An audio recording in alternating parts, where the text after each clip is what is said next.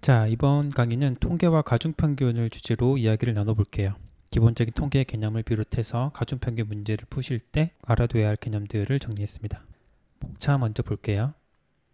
자, 먼저 대표값의 개념 및 종류에 대해서 알아볼 거고, 두 번째로 자료 분포 특성에 따라 대표값이 어떻게 달라지는지 알아볼 겁니다. 그리고 분산 표준 편차에 대해서 간략하게 개념을 정리해보고, 그리고 가중평균의 개념 및 몇 가지 공식에 대해서 알려드릴 거예요. 그리고 마지막으로 샘플 문제 두 문제를 풀어보도록 하겠습니다. 자, 대표값의 개념부터 알아볼게요. 대표값이란 여러 데이터들의 분포 특성을 하나의 수치로 대표하여 표현한 값을 의미합니다. 경우에 따라 중심 경향치라는 용어를 사용하기도 해요. 대표적으로 사용되는 대표값으로는 평균, 중앙값, 최빈값들이 있습니다. 쉽게 기억하기 위해 평균은 무게중심, 중앙값은 순서중심, 최빈값은 빈도중심이라고 기억해 두시면 돼요. 이 중 평균에 대해서는 산술평균과 가평균, 가중평균에 대한 개념을 정리를 해 드릴 거예요. 그럼 평균부터 한번 봅시다. 자, 먼저 볼 거는 산술평균입니다. Arithmetic mean이라고 하는데 이 산술평균을 계산하는 공식은 다음과 같습니다. μ는 n분의 시그마 xi. 자, 평균을 기호로 나타낼 때 그리스 문자 뮤를 많이 쓰거든요. 이 뮤는 알파벳으로 따지면은 m에 해당합니다. 평균의 영어 단어가 mean이기 때문에 m에 해당하는 그리스 문자 기호 뮤를 일반적으로 많이 쓰고 있어요. 그리고 공식에서 분모에 있는 n은 데이터 개수를, 분자에 있는 xi는 관찰값을 의미합니다. xi 앞에 있는 시그마는 해당 변수를 다 더한다는 의미의 기호이죠. 그래서 산술평균은 이 공식에서 알 수 있듯이 전체 데이터의 합을 전체 데이터의 개수로 나눈 값으로 정의를 내려요. 그리고 이러한 정의에 따라 모든 데이터 집단에는 단 하나의 산술평균만 존재합니다. 두 개 이상 존재할 수는 없어요. 이 산술평균에는 어떤 성질이 있느냐? 바로 편차, 즉 관찰값에서 산술평균을 뺀 값이 있는데 이 편차의 합을 계산했을 때 그 값은 항상 0이 돼요. 자, 이 편차는 산술평균이 맞게 계산됐는지 검사하는 용도로도 사용되고 이따 살펴볼 가평균과 산술평균 간의 관계에서도 중요하게 사용됩니다. 그 다음으로 가평균을 한번 볼게요. 자, 가평균, 수도민이라고 하는데 공식 먼저 봅시다. 자, 뮤는 뮤바 플러스 n분의 시그마 괄호 xi 빼기 뮤바 이렇게 정의가 돼요. 앞서 봤듯이 뮤는 산술평균을 뮤 위에 바 가로줄을 그은 거를 바라고 하거든요. 이 뮤 바는 가평균으로 정의를 하고 나머지는 똑같아요. xi는 관찰값, n은 데이터 개수. 이 가평균은 어떤 것을 의미하느냐? 실제 평균을 계산하기 위하여 어림으로 진작한 평균을 의미해요. 앞서 살펴본 공식으로도 평균 얼마든지 계산할 수 있는데 이 관찰값들을 일일이 다 합산하는 게 좀 번거롭다, 까다롭다 라고 할 때 이 가평균을 많이 이용합니다. 그럼 가평균을 어떻게 이용하느냐?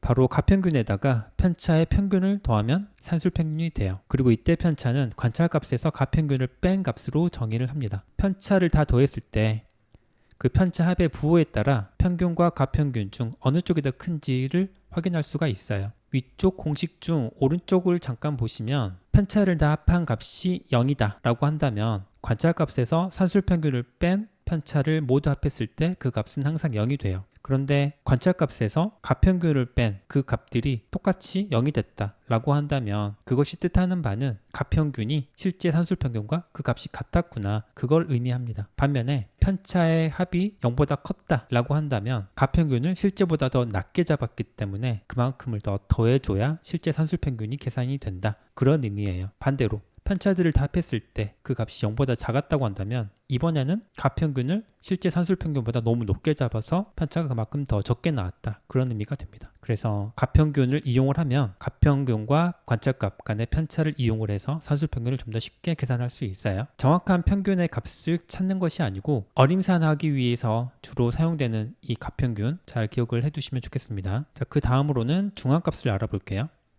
자, 중앙값 미디안이라고 하는데요. 중앙값은 우리가 어떻게 정의를 하냐면 크기 순서대로 데이터들을 나열했을 때 정중앙에 위치한 값을 의미합니다. 그리고 이러한 정의에 따르면 모든 데이터 집단에는 단 하나의 중앙값만 존재해야 돼요. 두 개 이상 존재할 수는 없어요. 근데 이런 의문이 들 수 있죠. 만약에 개수가 짝수개라면 가운데에 두 개가 올 수 있는데 그러면 중앙값이 두 개가 되는 것 아니냐 생각할 수 있지만 개수가 짝수일 때에는 가운데에 위치한 두 데이터의 평균으로 정의합니다. 그러면 결국 중앙값은 단 하나만 존재하겠죠. 자, 그 다음 최빈값 알아보겠습니다. 자, 최빈값, 영어로 모드라고 하는데 이 최빈값은 전체 데이터 중 가장 높은 빈도로 관찰되는 값을 의미해요. 즉 가장 자주 나오는 값이 최빈값이다. 그렇게 기억을 해두시면 됩니다. 도수 분포표로 작성했을 때에는 빈도가 가장 높은 구간이 있을 텐데 그 구간을 최빈값이라고 하거나 또는 그 구간의 산술평균값을 최빈값으로 정합니다. 그리고 최빈값은 이러한 정의에 따라 2개 이상 존재할 수도 있어요. 데이터가 어떻게 분포하느냐에 따라 2개의 큰 봉우리가 나왔는데 그 봉우리 높이가 똑같다. 그러면 최빈값은 2개가 될 수도 있는 거죠. 자, 그럼 지금까지 살펴본 대표값들, 평균, 중앙값, 최빈값, 이 값들이 데이터 분포에 따라 어떻게 달라질 수 있는지에 대해서 알아보도록 할게요. 자, 자료 분포 특성별 대표값의 위치입니다. 먼저 가장 단순한 좌우 대칭 분포부터 볼게요. 자, 이 경우는 수학적으로 정규 분포라고 하죠. 정규 분포가 이러한 좌우 대칭 분포에 해당하는데 이 경우 이 데이터의 대표값들은 즉 평균과 중앙값과 최빈값은 항상 같은 값을 가져요. 좌우 대칭일 때는 이런 값을 갖는다. 그럼 이 분포 모양이 좀 바뀌면 어떻게 될까? 먼저 오른쪽으로 긴 꼬리가 생긴 경우, 이 경우는 평균이 이 꼬리 쪽에 치우쳐져서 나타나게 되고 최빈값은 가장 높은 지점에 생기게 되고 중앙값은 최빈값과 평균 그 사이에 형성이 됩니다. 자, 이 그림의 경우 약간 과장되게 그려진 면이 있는데 일단 평균은 꼬리 쪽으로 치우쳐서 나타난다. 이걸 기억을 해두세요. 그럼 반대로 왼쪽으로 긴 꼬리가 생기면 어떻게 될까? 이때에도 평균은 꼬리 쪽으로 치우쳐져서 나타나요. 그래서 평균이 제일 왼쪽에 있고 최빈값 제일 오른쪽에 있고 그 사이에 중앙값이 들어오죠. 이처럼 산술평균은 극단치 또는 이탈값이 있을 경우 왜곡되기 쉽기 때문에 정확한 분포를 나타내기 위해서는 최빈값과 중앙값을 같이 이용하는 편입니다. 자, 그럼 이 분포 특성별 대표값의 위치를 기억하는 요령을 간단하게 알려드리자면 일단 가장 쉽게 찾을 수 있는 것은 최빈값이죠. 높이가 가장 높은 지점을 택하면 되니까 거기가 이제 최빈값이 되고 그리고 평균은 극단치 또는 이탈값이 있을 경우 왜곡되기 쉽다라고 했잖아요. 그럼 꼬리 쪽에 평균이 위치하게 될 거예요. 그리고 중앙값은 물론 이런 의미로 쓰인 건 아니지만 중앙값은 뭔가 가운데에 오는 값이잖아요. 그러면 최빈값하고 평균 사이에 중앙값이 들어가면 되겠네. 이런 식으로 기억을 해두시면 됩니다. 자, 그래서 분포 특성별 대표값의 위치 잘 기억을 해두시고 그 다음으로는 분산과 표준편차에 대해서 알아볼게요. 자, 분산과 표준편차는 분산도를 표현하는 개념들 중에 하나거든요. 여기서 분산도라는 거는 데이터가 얼마만큼 퍼져 있나 그 정도를 나타내는 것이라고 이해를 해주시면 돼요. 그럼 이러한 분산도를 표현하는 개념에는 어떤 것들이 있는지 알아봅시다. 자, 범위, 평균편차, 분산, 표준편차 등이 있어요. 범위, range는 최대값과 최소값의 차이를 의미합니다. 이 범위는 측정 또는 계산하기는 쉽지만 극단치로 인해 왜곡이 가능하다는 점 주의해 주시고 그 다음으로 평균편차, mean deviation이 있는데 이 평균편차는 평균으로부터 떨어진 절대편차, 즉 편차의 절대값을 평균한 값입니다. 분산도를 표현하기에 적합하긴 하지만 이 편차의 절대값을 계산한다는 게 좀 까다롭거든요. 그래서 이를 보완하고자 나온 게 분산과 표준편차입니다. 분산, variance를 보시면은 편차 정의했었죠. 관찰값에서 평균을 뺀 값을 편차로 정의를 했어요. 분산을 계산하기 위해서는 이러한 편차를 그냥 더하는 것이 아니라 각각을 모두 제곱한 뒤에 합하고 이것들을 평균해 줘요. 이렇게 하는 이유는 아까 봤듯이 편차를 다 더하면 그 값은 항상 0이 되기 때문에 그래요. 그래서 분산은 편차 제곱합의 평균 이렇게 정의를 한다 라고 기억을 해두시면 되고 그 다음 표준편차 Standard Deviation은 분산과 연관이 있는데 자, 분산의 경우는 한번 제곱을 한 값이잖아요. 그러다 보니까 단위를 따진다고 했을 때 이 분산은 관찰값 또는 평균의 단위를 제곱한 형태로 나오게 돼요. 그럼 이거를 관찰값과 상대적인 값으로 비교하기가 쉽지 않으니 그 단위를 맞춰주기 위해서 분산의 양의 제곱근을 취해줍니다. 표준편차는 그렇게 해서 계산한 값이에요. 그래서 표준편차는 관찰값의 단위와 같고 분산은 그렇지 않다. 그 정도 기억을 해두시면 됩니다. 자, 이 중에서 가장 많이 활용하는 거는 바로 분산과 표준편차죠. 값의 대표성으로 보나 계산 편의를 보나 이 분산과 표준편차가 가장 적절하기 때문에 이 둘을 가장 많이 활용합니다. 자, PSET에서는 분산과 표준편차에 대한 문제가 그렇게 자주 출제되지는 않거든요. 그래서 이 강의에서는 분산과 표준편차의 특성만 간략하게 언급을 해볼게요. 자, 분산 표준편차의 특성 하나씩 봅시다. 자, 먼저 그 값이 클수록 데이터들의 분산도가 크며 이질성도 커져요. 분산과 표준편차가 분산도를 측정하는 개념 중 하나라고 말씀을 드렸죠. 그리고 여기 나온 대로 그 값이 크면 클수록 데이터들이 더 넓은 범위에 걸쳐 흩어져 있는 거예요. 그만큼 이질성도 커질 수 있겠죠. 그럼 반대로 값이 작다는 거는 그만큼 데이터들이 많이 모여 있다. 데이터들 간의 동질성이 더 크다. 그런 의미일 겁니다. 분산 표준편차의 특성 두 번째를 보면 바로 관찰값에 각각 같은 값을 더하더라도 그 값은 변하지 않는다는 거예요. 관찰값에 각각 같은 값을 더한다라는 거는 우리 그래프를 한번 떠올려 보시면은 분포한 그래프가 좌우로 일종의 평행이동하는 그런 것처럼 그려지게 되거든요. 즉 자료 간의 거리는 그대로 유지된 채 위치만 왼쪽 오른쪽으로 옮겨간다는 의미이기 때문에 분산도는 달라지지 않아요. 반면 관찰값에 각각 같은 값을 곱하면 이제는 분산 표준편차의 값은 달라집니다. 곱한 값에 비례해서 그만큼 더 커지게 돼요. 좀 더 정확하게 얘기하면 분산의 경우는 곱한 값의 제곱에 비례하여 커지고 표준편차는 그 곱한 값 자체에 비례해서 커진다. 즉 2를 곱했다고 하면 분산은 4배가 될 것이고 표준편차는 2배가 될 거예요. 그래서 관찰값에 각각 같은 값을 더하는지 또는 곱하는지에 따라 값이 달라질 수도 있고 그렇지 않을 수도 있다라고 기억을 해두시면 됩니다. 자, 그 다음으로는 피셋 문제에서 자주 묻는 가중평균에 대해서 알아볼게요. 자, 가중평균의 개념부터 한번 봅시다. 자, 가중평균이란 중요도에 따라 각각의 가중치를 곱하여 구하는 평균을 의미해요. 앞서 우리 산술평균 봤잖아요. 이 산술평균은 가중평균의 특수한 예라고 보시면 돼요. 즉 모든 항목의 가중치를 똑같이 주고서 계산한 가중평균, 그게 곧 산술평균이거든요. 근데 가중평균의 경우는 항목에 따라 중요도를 다르게 보는 거예요. 좀 더 중요한 항목에는 그걸 반영하기 위해 더 높은 가중치를 매기고 그것을 계산에 활용한다라는 겁니다. 그럼 가중평균을 계산할 때 어떻게 계산할 수 있냐?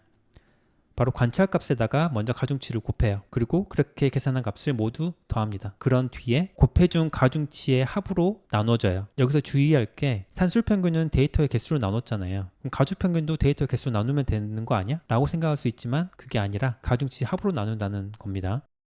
이 가중평균은 항상 관찰값들의 범위 안에서만 존재해요. 이거는 비단 가중평균만의 특징은 아니고 산술평균도 마찬가지입니다. 평균이라고 불리는 것들 또는 대표값이라고 불리는 것들, 앞서 우리 봤죠? 중앙값, 최빈값, 이런 값들은 항상 관찰값들의 범위 안에서만 존재해야 돼요. 데이터들 중에 가장 큰 값보다 더 높은 값의 평균이 만들어지거나 또는 가장 작은 값보다 더 낮은 값으로 평균이 만들어진다는 것은 이치에 맞지가 않죠. 그래서 가중평균의 개념과 특징 잘 기억을 해두시고 이번에는 가중평균의 기본 공식 알아볼게요.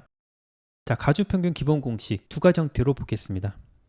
자, 왼쪽은 가장 일반적인 형태의 공식이고 오른쪽은 관찰값이 2개 또는 마찬가지로 가중치도 2개인 경우 어떻게 나타낼 수 있는지를 정리한 거예요. 자, 가중평균이 영어로 weighted mean이기 때문에 가중평균 기호로는 WM을 많이 씁니다. 그리고 XI가 관찰값인 건 앞서 본 공식과 똑같고 여기 새로운 기호가 들어가 있죠. WI, 이게 가중치인데 WI는 바로 관찰값 XI에 대한 가중치이다. 그런 의미로 이해를 해두시면 돼요. 그래서 왼쪽에 있는 일반화된 식을 보시면 분모에는 시그마 WI, 즉 가중치의 합이 들어가 있고 분자에는 시그마 XIWI, 관찰값과 가중치를 곱한 값들을 모두 합한 그 값이 분자에 들어가 있죠. 그리고 오른쪽에는 항목이 2개만 있을 때 가중평균 계산 공식입니다. W1 더하기 W2 분의 X1 W1 더하기 X2 W2 이렇게 정리할 수 있겠죠. 자, 다시 말씀드리는데 이 가중평균을 계산할 때 분모에는 항상 가중치의 합이 들어가야 돼요. 데이터 개수가 아니라는 것 주의하시고 산술평균과 가중평균은 계산하는 공식이 좀 다르다. 꼭 기억해 주세요.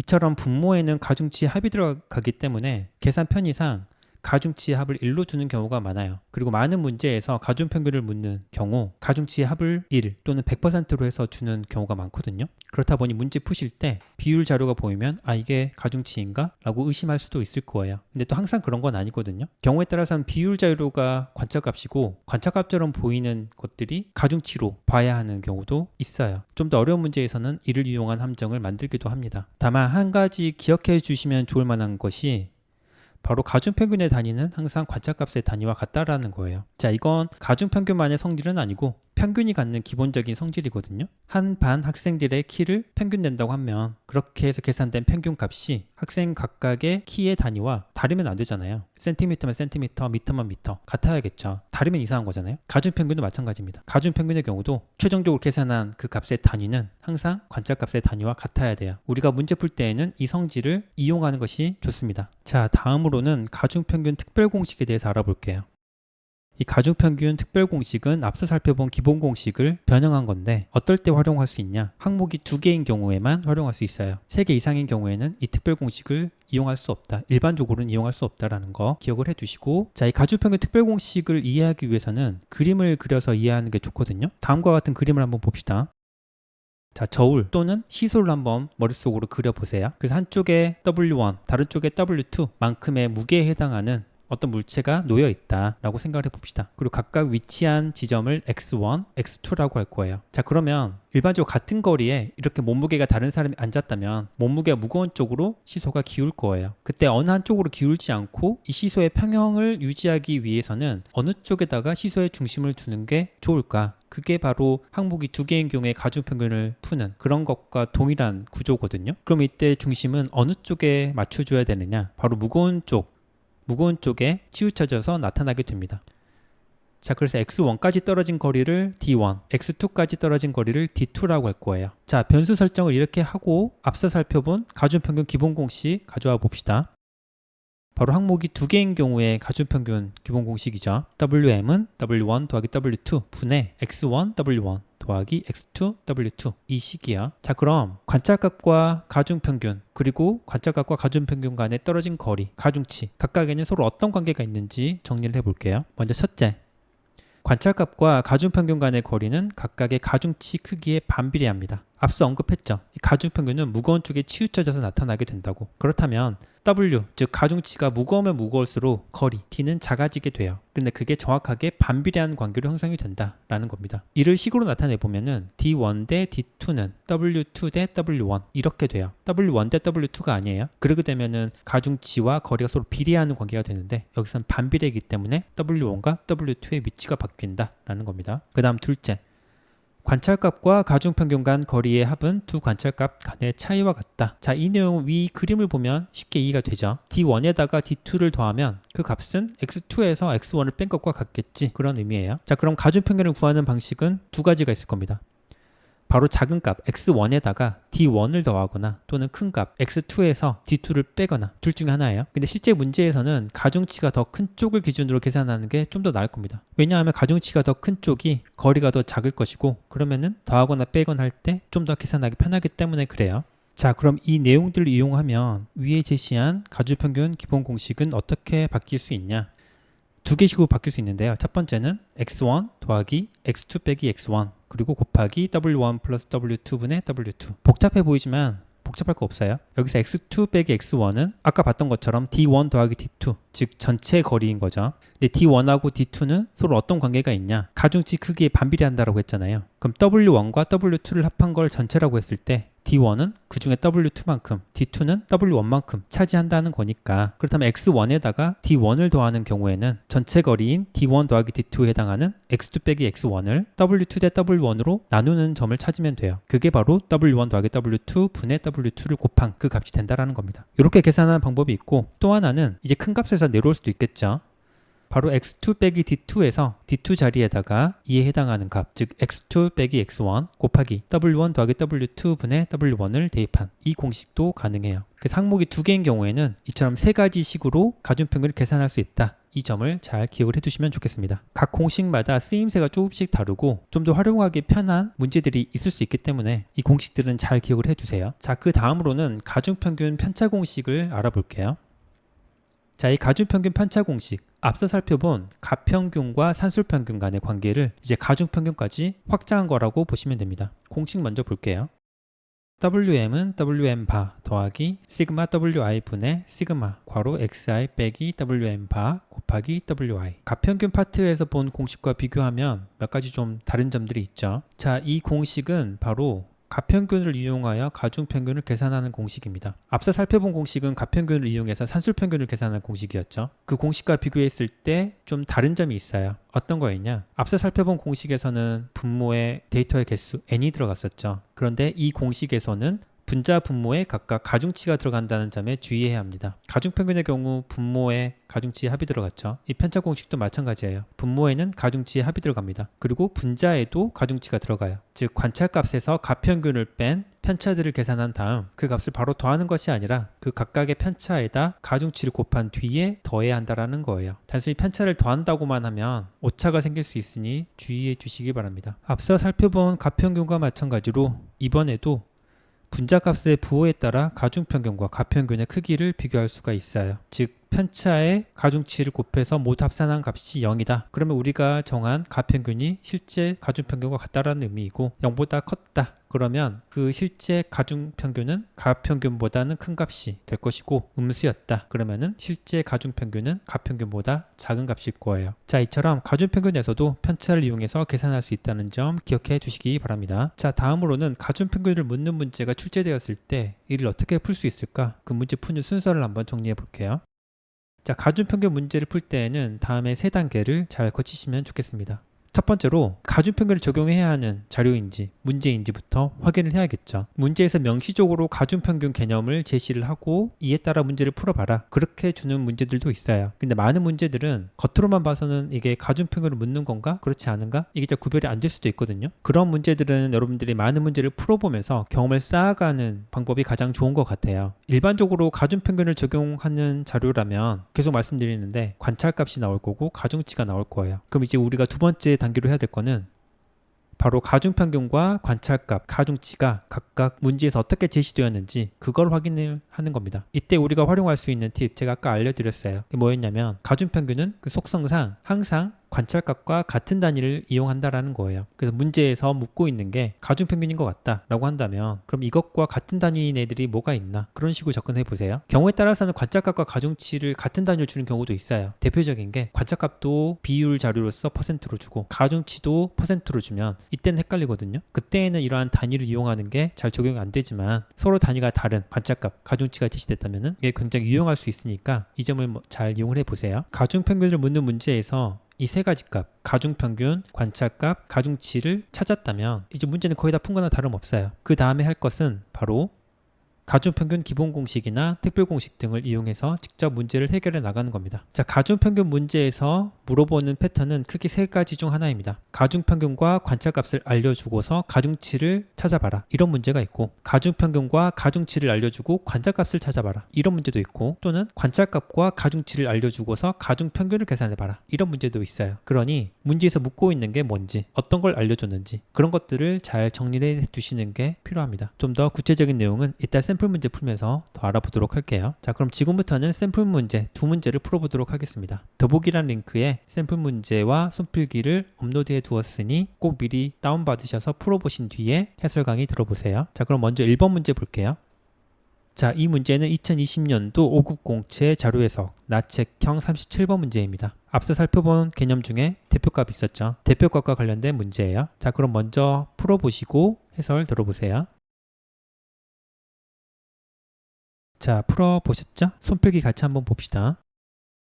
자, 발문 먼저 볼게요. 다음 표는 4명의 응시자 민수, 영수, 철수, 현수가 5명의 면접관으로부터 받은 점수에 관한 자료이다. 표와 조건을 근거로 가부터 라에 해당하는 응시자를 바르게 나열한 것은 표가 있고 아래 각주가 있네요. 그리고 조건이 있고. 자, 일단 각주 먼저 보시면은 각주 첫 번째가 각 면접관은 5점부터 10점까지의 정수값을 면접 점수로 부여한다. 그렇다라는 거는 가능한 점수가 5, 6, 7, 8, 9, 10 6개 중에 하나라는 거네요. 다음 두 번째 각주. 중앙값은 주어진 값들을 크기 순으로 나열했을 때 한 가운데 위치한 값이다. 자, 이 정의는 우리 아까 봤죠. 예를 들면 주어진 값들이 9, 6, 7, 5, 6인 경우 이를 크기 순으로 나열하면 5, 6, 6, 7, 9이므로 중앙값은 6이 된다라는 겁니다. 어렵지 않은 각주고. 조건을 볼게요. 세 가지 조건 나왔네요. 자, 이 문제는 매칭형 문제이기 때문에 순서대로 볼 필요는 없어요. 쉬운 조건 먼저 보면 되거든요. 근데 여기서는 특별히 쉬운 조건은 안 보이기 때문에 그냥 첫 번째 조건부터 순서대로 한번 볼게요. 첫 번째 조건, 평균이 8인 응시자는 민수와 현수뿐이다.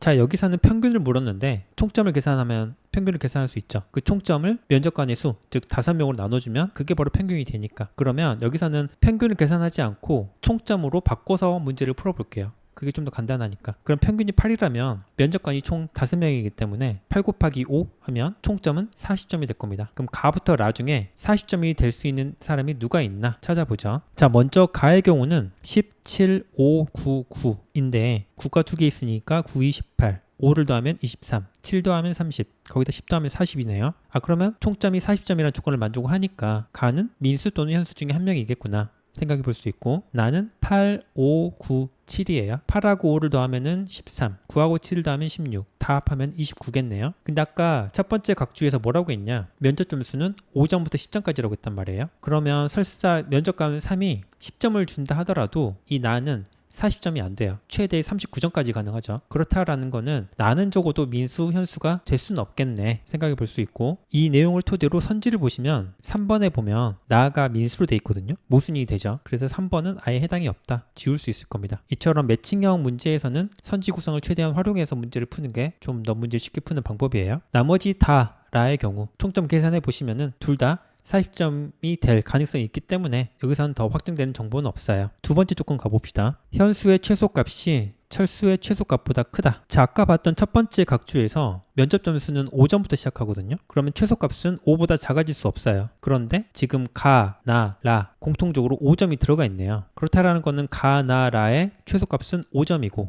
두 번째 조건에서 이야기하는 거는 현수의 최소값이 철수의 최소값보다 크다라고 했고, 그렇다면 현수는 다가 될 수밖에 없겠구나. 선지에서 현수가 가로 표기된 4번하고 5번은 마찬가지로 답이 안 되겠네요. 지울 수 있고, 그 다음 세 번째 조건을 봅시다. 자, 세 번째 조건 보기 전에 지금 우리가 남은 선지가 1번, 2번 두 개밖에 안 남았어요. 선지 구조상 가하고 다가 각각 민수, 현수로 결정이 돼버렸네요. 나하고 라에 영수와 철수 중 누가 들어가느냐, 이것만 지금 우리가 확인하면 돼요. 세 번째 조건 봅시다. 영수의 중앙값은 8이며 철수의 중앙값보다 크다. 지금 나하고 라의 경우 면접관 점수가 확정되지 않은 게 있기 때문에 이걸 어떻게 알지? 할 수 있는데, 지금 라의 경우는 D5889잖아요. 그럼 일단 5, 8, 8, 9 이 4개의 순서는 정해져 있죠. 문제는 이 D가 어느 쪽으로 들어가느냐인데, D가 어느 쪽으로 들어가든지 간에 중앙값은 8로 확정이 돼요. D가 만약에 5점이라고 한다면은 이쪽에 오겠죠.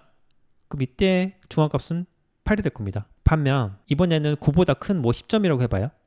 이때에도 중앙값은 8점으로 똑같이 나오죠. 그럼 이 사이에 들어가면 어떻게 될까?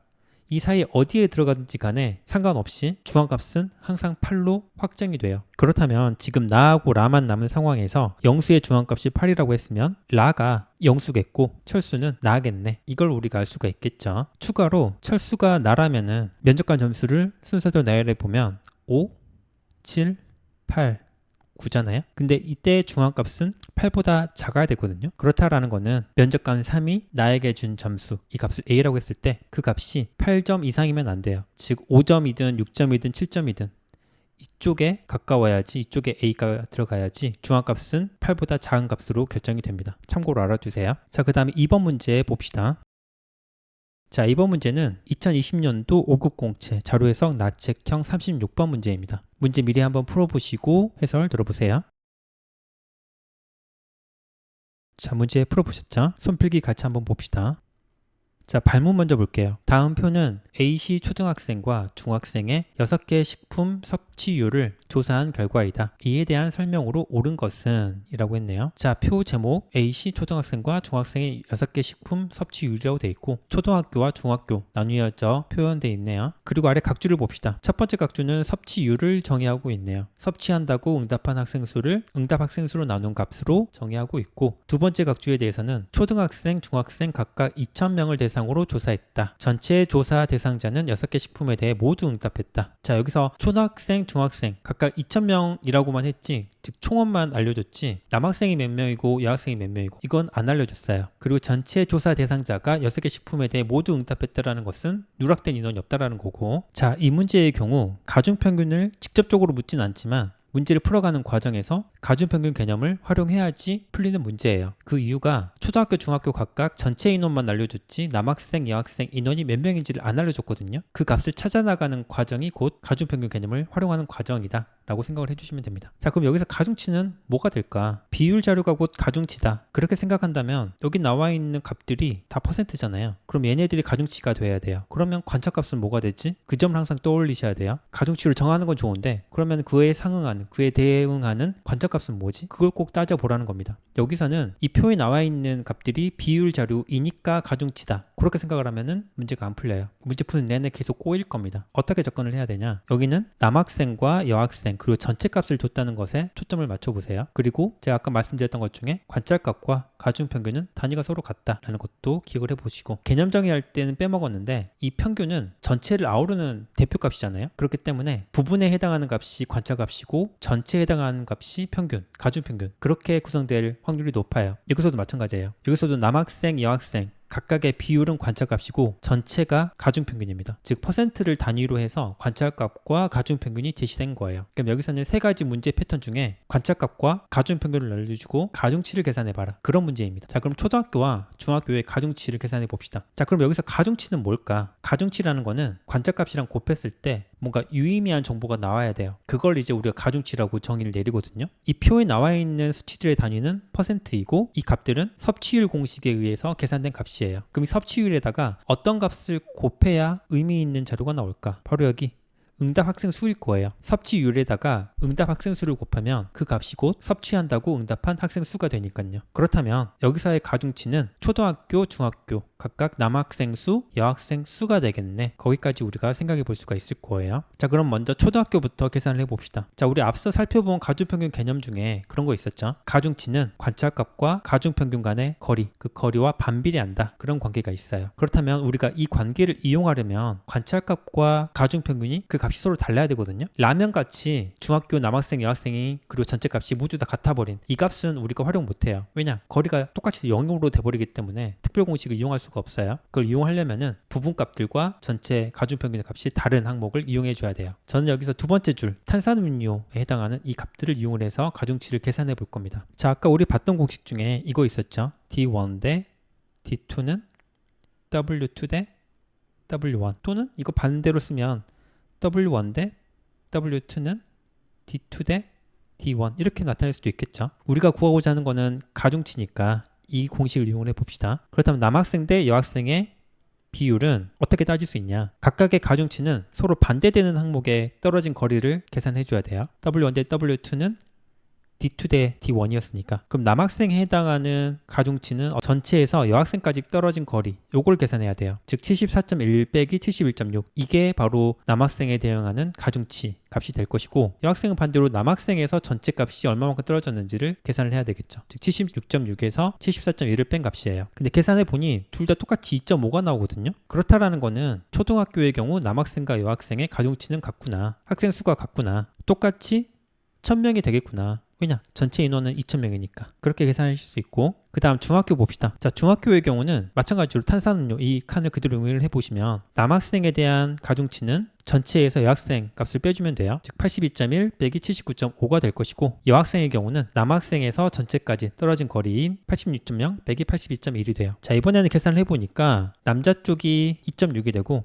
여학생 쪽은 3.9가 돼요. 좀 더 간단하게 정리하면 2대 3이 됩니다. 즉 중학교의 경우 남학생과 여학생의 비율은 2대 3이구나. 전체 학생 수가 2000명인데 이 중에 남학생은 5분의 2니까 그럼 2000의 5분의 2, 800명이죠. 그리고 여학생 수는 1200명이 됩니다. 자, 이 문제에서는 이처럼 초등학교와 중학교의 가중치, 즉 남학생 수, 여학생 수를 계산해야 문제가 풀려요. 1번 봅시다. 라면을 주 1회 이상 섭취하는 중학교 남학생 수와 중학교 여학생의 수는 같다. 자, 이게 넘어가기 쉬운 함정인데 표를 보면은 비율이 같거든요. 비율이 같으니까 사람 수도 같나? 생각할 수 있지만 우리 봤던 것처럼 중학교의 경우 전체 남녀 학생 수가 달라요. 각 성별 학생 수가 다르기 때문에 비율이 같다면 그 수는 당연히 달라야 돼요. 가중치만 계산하면 쉽게 종으로 확인할 수 있는 선지이지만 가중치를 계산하지 않았다면 넘어가기 쉬운 함정이죠. 다음 2번. 채소를 매일 섭취하는 중학교 남학생 수는 과일을 매일 섭취하는 중학교 남학생 수보다 적다. 자, 2번의 경우는 우리가 가중치 계산 안 해도 판단할 수 있어요. 왜냐하면 지금 중학교 남학생 수 분류 기준이 같거든요. 그 안에서 채소와 과일을 비교하는 것이기 때문에 어차피 전체에 해당하는 중학교 남학생 수는 똑같아요. 그렇다면 비율이 크면 클수록 수도 많아지겠죠. 근데 2번은 반대로 이야기하고 있어요. 채소가 과일보다는 더 많죠. 다음 3번. 우유를 매일 섭취하는 중학교 여학생 수는 275명이다. 자, 이거를 정확하게 계산하려면 앞서 살펴본 가중치 계산, 이 값이 필요합니다. 즉 중학교 여학생 전체 수는 1200명이잖아요. 그럼 이 1200명에다가 우유를 매일 섭취하는 중학교 여학생 비율이 27.5%이니 이걸 곱해주면 된다라는 겁니다. 자, 여기서는 이 값을 정확하게 계산하지 않더라도 적어도 이 값이 275보다는 크겠지. 왜 그러냐? 1000에다가 27.5%를 곱해야 275가 나오는데 여긴 1000보다 더 큰 값을 곱했잖아요. 그러면 이거는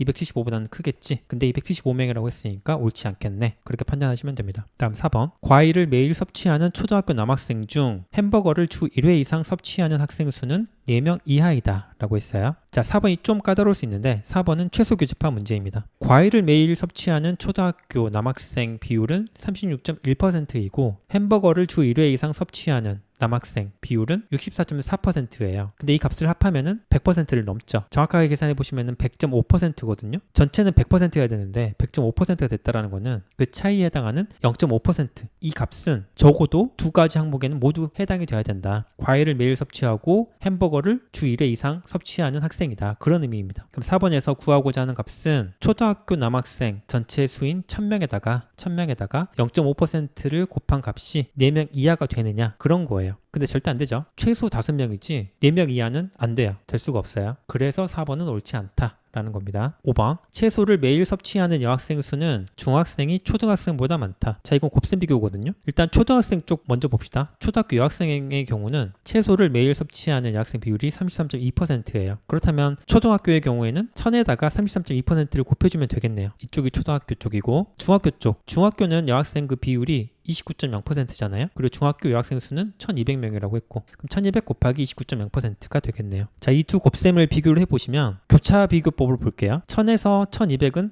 20% 증가한 거죠. 1000에서 200 증가한 거니까 20%예요. 그럼 29%에서 33.2%로 갈 때 20%를 넘었냐 못 넘었냐 따져보시면 29에 20%는 5.8 정도 되거든요. 그럼 29에다가 5.8을 더해주면은 못해도 34는 없는데 이쪽은 33.2니까 여긴 20%가 안 되겠구나. 왼쪽이 더 크겠지. 옳게 설명하고 있네. 그렇다면 이 문제의 정답은 5번이겠네. 그렇게 문제를 푸시면 됩니다. 자, 가중평균을 묻는 약간 까다로운 문제였어요. 정리를 해보면은 관찰값과 가중평균을 주고서 가중치를 계산해 봐라. 그런 문제였고 그리고 좀 더 헷갈리게 만들기 위해 관찰값과 가중치에 해당하는 단위로 퍼센트를 제시했다라는 것. 그 점에 주의해서 문제를 풀어주셔야 합니다. 자, 지금까지 통계와 가중평균을 주제로 이야기를 나눠봤어요. 대표값을 비롯해서 자료분포, 분사 및 표준편차, 가중평균에 대한 이야기를 쭉 나눠봤는데 오늘 다룬 내용 중에 가중평균의 경우는 자료 해석에서 자주 묻는 토픽이기도 하고 또 다소 어렵게 출제될 수도 있으니 관련 내용을 잘 숙지해 두시기 바랍니다. 끝까지 강의 시청해 주셔서 감사드리고 우린 또 다음 강의 때 만나요.